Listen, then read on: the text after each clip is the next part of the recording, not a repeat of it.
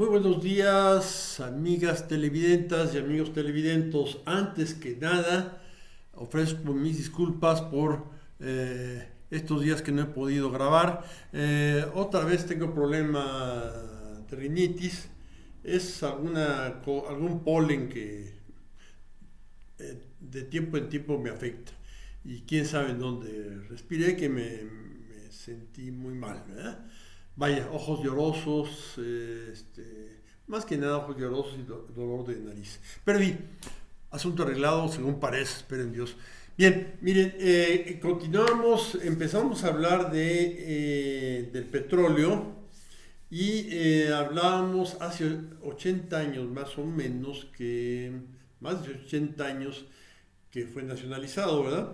40 años fueron muy positivos para el país, pero los últimos 40 han sido una debacle absoluta.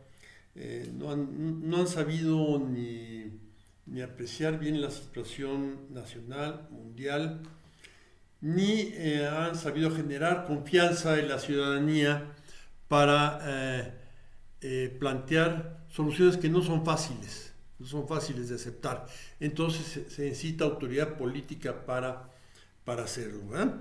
Y bueno, se desperdiciaron 40 años. Miren, hablábamos de que hacia la primera mitad de la década de los años 70, decían que Pemex era el motor del país. No, no es cierto, no, motor somos muchos que trabajamos, ¿no? Pero era un engranaje que iba muy bien con el resto de nuestro aparato productivo, de nuestra economía, de nuestro ingreso personal y sobre el optimismo hacia tiempos mejores. Esto era algo que, créanme, un viejo que les dice que eso se respiraba en aquel tiempo, ¿verdad? Bien, ¿qué pasaba? Insisto en una cosa.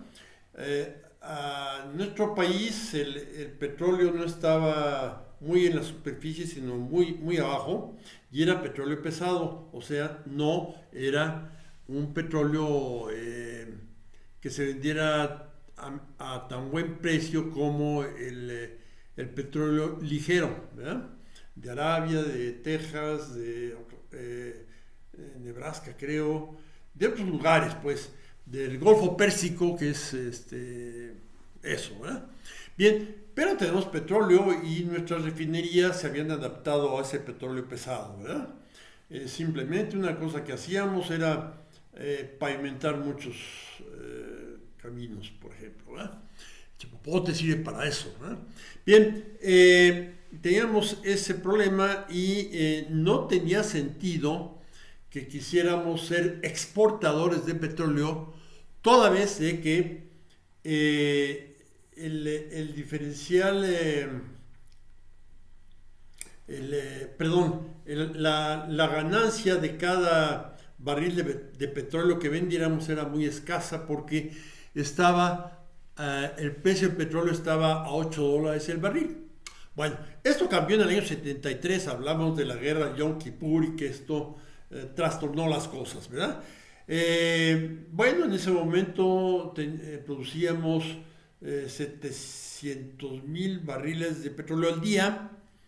No queríamos producir más antes de la subida del precio del petróleo, pero a partir del bloqueo de la OPEP subió muchísimo el petróleo, entonces sí era costeable venderlo no a $8, sino a $40, llegó a valer $40 el barril. Entonces, bueno, sí costeaba, ¿verdad? Entonces, pues, ¿qué pasó? Bueno, que años antes, en el año 63, hubo prospecciones en varias zonas del norte de Chiapas y Tabasco, porque eran prometedoras y, bueno, se llegó a la conclusión que todo indicaba que sí eran prometedoras y se dejaban las cosas a una subsecuente exploración cuando ello fuera favorable. Y en el año 73, 74 fue favorable, ¿verdad?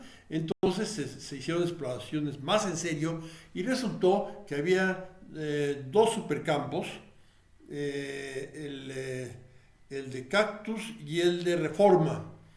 que además producían un petróleo bastante ligero, o sea, no tan pesado, como el que también en esa época se descubrió un macro yacimiento marino en el famoso yacimiento de Cantarell, ¿verdad? Crudo pesado, pero un chorro, ¿no? Eso era muy bueno. Entonces, se generó por ahí pues una inquietud de qué estrategia tomar. Y el presidente Echeverría reunió a los mejores expertos en la materia. Uno de ellos lo relata en su libro sobre el petróleo, que fue no tenía título, era un inteligentísimo político. Fue presidente municipal de Ciudad Juárez o algún lugar así. Antonio J. Bermúdez, un hombre muy lúcido. Hay que leer ese libro también escrito, también argumentado, que él presentó. Esto lo recomiendo, es de Editorial Siglo XXI. Antonio J. Bermúdez. Bien, y bueno, le recomendaron al presidente, mire, sin problemas técnicos o financieros, podemos levantar nuestra producción al doble y vender, levantarla de 700,000 a 1,5 millones de barriles diarios y vender 800,000 por lo pronto, ¿eh? Y eso lo podemos hacer técnicamente es factible y también financieramente, porque eran campos muy estudiados, se podían gestionar esos créditos bastante bien a buena tasa, a una buena tasa de fija, que fuera garantía de que la cosa no se iba a desbocar. Bien, por esas fechas se reunieron en Rambouillet. Rambouillet iba a ser un castillo, pero no, en esos chateaux que hay muchos en la campiña francesa, bueno, en las zonas rurales francesas, son palacetes muy grandotes, muy grandotes, y entonces ahí se pueden organizar grandes reuniones, todos los invitados duermen ahí, ¿verdad? Y en el castillo de Rambouillet, el Château de Rambouillet, era uno de esos. Entonces el presidente Giscard d'Estaing convocó a los presidentes de Estados Unidos, Canadá y los primeros ministros de Inglaterra, Italia, Alemania, Japón, y falta uno, Francia misma, ¿no? Estados Unidos, Canadá, Inglaterra, Francia, Italia, Alemania y Japón. Los 7 grandes que le llamaron. Bueno, y ahí acordaron varias cosas, entre otras, fomentar financieramente, podían, mediante un acuerdo, hacerlo, el mercado spot fuera de la OPEP, ¿verdad? Y la OPEP no podía hacer mucho para ir en contra. Y ir almacenando grandes cantidades de crudo en depósitos naturales, como son minas abandonadas, socavones grandes que se hagan por ahí, e inclusive grandes barrilotes, esos que ve uno ahí en las refinerías, ¿no? Hacer de a montón de eso y tener ahí. Bueno, eso se podía hacer y cambiaba el mango del sartén, cambiaba de orientación, porque la OPEP tenía el sartén por el mango, puesto que los países industrializados, los 7 grandes, les alcanzaba el petróleo que tenían almacenado, les alcanzaba para 20 días. Estaban, ¿verdad? En cambio, con la acción que ellos plantearon, lo voltearon a más de 2 meses, ¿verdad? En cuyo caso ya, miren, en el fondo de esta cuestión está una posible acción militar, ¿verdad?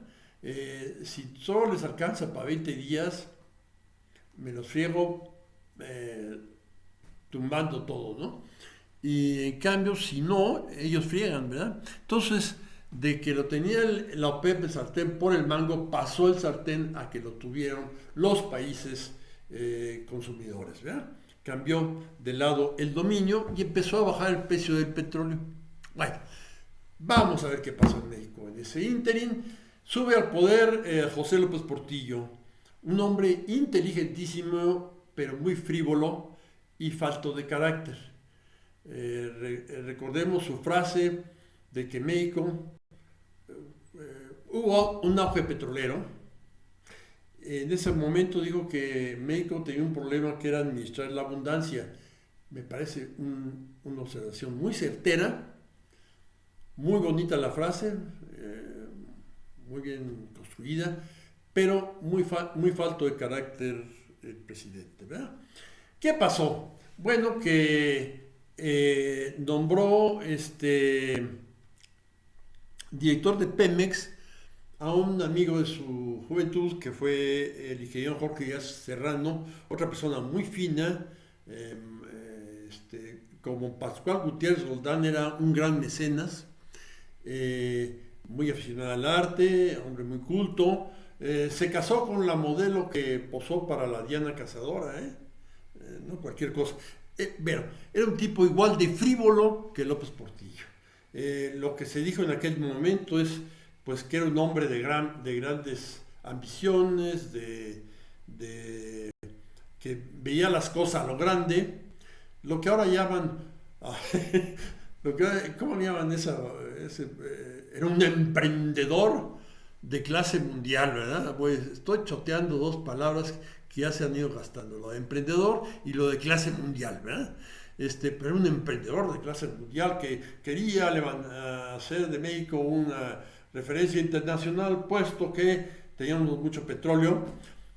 Se empezaban a explorar más yacimientos y se empezaron a inflar las cifras.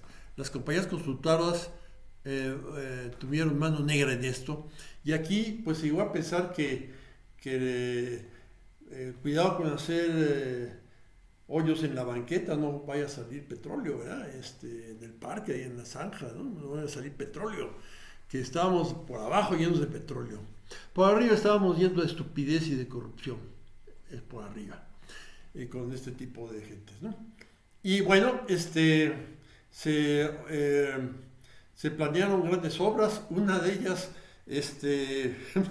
una obrota de clase mundial, como fue el gasoducto que iba ahí, que fue, y se construyó en tiempo récord, entre Cactus, en el sureste, y Reynosa, para poner ahí un changarro que dijera, pues el que quiera, a ver quiénes van pasando y se les ofrece el gas natural. Algo bastante estúpido porque se salieron rápidamente los consumidores, las compañías norteamericanas salieron de la expectativa. O sea, caímos como pendejos en un garlito que nos pusieron. Y bueno, fue un gasoducto de clase mundial, ¿verdad? Sí, ¿no? Que el gran emprendedor Díaz Serrano empujó, hombre de empuje, ¿verdad? Bueno, fue una estupidez más de clase mundial, más larga que la línea Maginot que hicieron en Francia, que era una muralla artillada de clase mundial. Seguramente eso pensaban los franceses en los años 30, ¿verdad? Bueno, pues aquí salimos con esa tarugada y nos la creímos. Hicimos un gasoducto que era bastante más de 1000 kilómetros, ¿verdad? O sea, con cierto consuelo lo teníamos más grande. Pero bueno, era estupidez, no era lo otro, ¿eh? Bien, entonces tenemos eso. ¿Y qué pasó? No era... Las conclusiones de Rambouillet no fueron secretas, y tampoco era secreto lo que se discutía en el Congreso norteamericano, de que había que elevar los intereses. Los préstamos que contrató el gobierno López Portillo para dar ese empujón a volvernos potencia petrolera fueron a interés variable. A la hora que bajó el precio del petróleo y subieron los intereses, ¿qué país creen que quedó en ruina? ruina financiera, ¿verdad? Nosotros quedamos en ese papelón, nos vieron la cara de pendejos. Y bueno, pero bueno, qué bonitas frases hizo. Y pasamos de tener un país fiable, el país de la época anterior a López Portillo, con esa produccióncita de petróleo apenas superior al consumo, más la buena producción de alimentos, éramos un país viable, no se pensaba que pudiéramos tener alguna conflictividad política interna por falta de alimentos, ¿verdad? Que es gravísimo. No, estábamos muy seguros y no éramos grandes exportadores de nada, pero éramos medianos exportadores de muchísimas cosas. Aquí lo tengo apuntado, ahí les va. Agrícolas, mineras, cobre, plata, plomo y zinc, medianos o grandecitos a nivel mundial, pero no famosos. Agrícolas, algodón, café, azúcar y hortalizas. Si algo fallaba, había otras cosas. Cuando hubo plaga de gusano rosado del algodón, se fue casi a cero la producción de algodón, pero el cafecito, el azúcar, todo eso, defendieron del asunto. Y empezaron las hortalizas, apenas empezaban en ese tiempo. La exportación mexicana de hortalizas, ¿verdad? Bueno, fibras sintéticas, nada famoso, pero bastante exportábamos. Textiles exportábamos, confecciones exportábamos, calzado, vidrio, de ahí creció mucho, las dos vidrieras más grandes crecieron mucho, sobre todo Vitro, ¿verdad? Creció muchísimo en eso.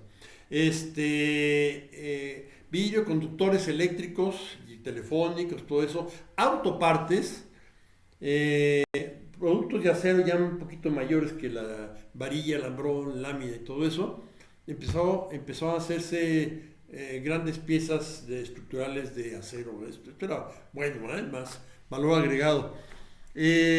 Artesanías, turismo, como el peso no era una moneda fuerte, entonces era barato venir a México, ¿eh? Entonces mucha gente venía a México. Vendíamos, exportábamos servicios turísticos. La gente venía a gastar sus dolaritos acá porque el dólar valía muchos pesos. Y servicios de construcción, ¿verdad? La ICA y otras constructoras, Bufete Industrial y otros más, daban servicio a otras partes del mundo de construcción, ¿verdad?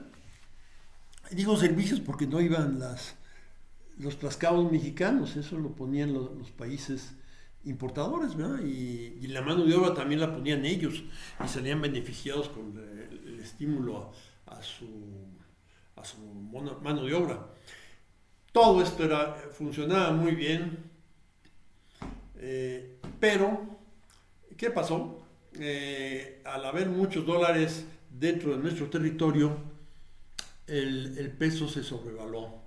Y entonces los productos mexicanos, calzado, vidrio, textiles, el turismo dejaba de ser competitivo. Y ahí te voy para abajo, ¿verdad? Yo usaba calzado Canadá, ya no, se ven en las fotos urbanas de aquel entonces, siempre había por ahí una Canadá. Muy buenos zapatos. Pues, se fue al caño de la exportación y se fue al caño de la compañía. No se levantó de ahí y muchas otras compañías no se levantaron de ahí. Las acereras como ILSA empezó a trastabillar, Fundidora de Hierro Acero de Monterrey de plano se fue para abajo. Medio sobrevivió a Altos Hornos, pero no fue una catástrofe económica ese auge petrolero, ¿verdad? Bien, aumentó la deuda en forma gigantesca y solo para irla pagando tuvimos que elevar con grandes costos nuestra producción a 3,5 millones de barriles al día, ¿sí? Esto es 5 veces la producción de los 700,000 barriles, ¿verdad? Así nos vimos, hicimos un papel muy triste, la deuda creció, apenas vamos, para ir sobreviviendo con lo de la deuda, vamos cancelando nuestro futuro, nuestras reservas petroleras que debían ser para las próximas generaciones. Y bueno, no se puede regresar al pasado, pero vaya, teníamos la mitad de la población que ahora, ¿verdad? Empezando por ahí. Pero se pueden tomar lecciones del pasado. Para eso es la historia, para aprender del pasado. Uf, qué enojada me dio. Bueno, hasta la próxima y que pasen muy buen día. Y espero seguir con esto, porque espero en Dios que mi rinitis y mis ojos llorosos no vuelvan a darse. Muchas gracias.